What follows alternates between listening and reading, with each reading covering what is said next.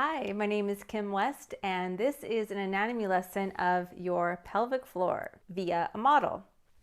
Let's go over some of the landmarks of the anatomy. Here is the spine. This is the lumbar spine that translates into the sacrum. At the bottom, you can see the tailbone. Let's look from the back.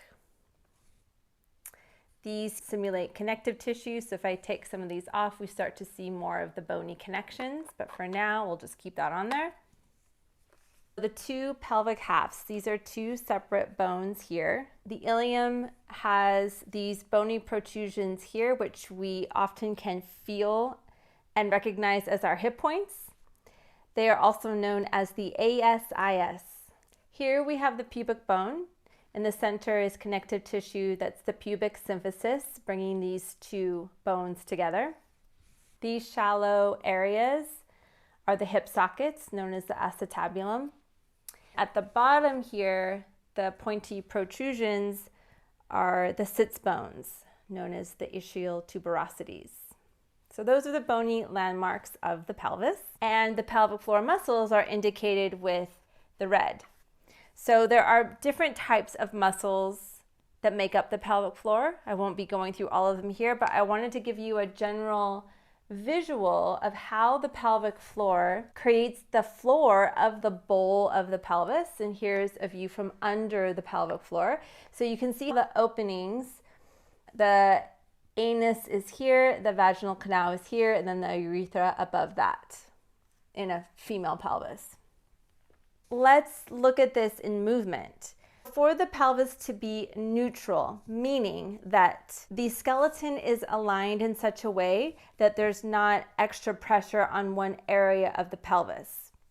And this way, the pelvic floor is healthier, therefore the hips, the lower back, the knees, the ankles, the neck are all healthier when the body has neutral alignment. If our pelvis is living in an alignment outside of that too often. For example, if our pubic bone and our ASIS are not in the same plane, they're tipped either way, then our pelvis is not neutral.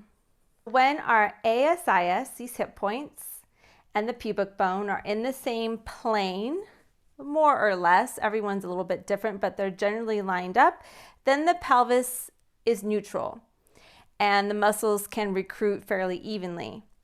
When the relationship between those 2 points is either tilted this way or this way, then we're going to have imbalances and potentially dysfunction through the pelvic floor.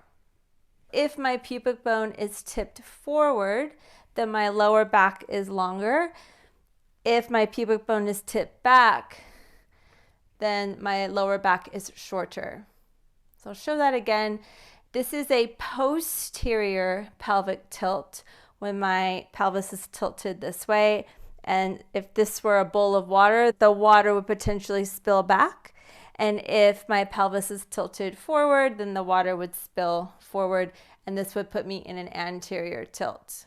Now, using the anterior and the posterior tilt are very useful in exercise, and we should be able to do these movements for different reasons, but we don't want to be stuck in one tilt throughout our lives.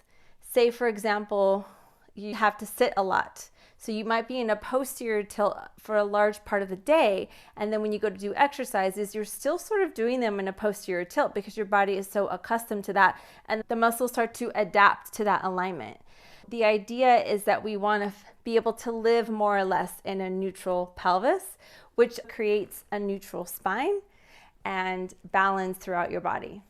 I hope this helped give you a better visual of the pelvic floor.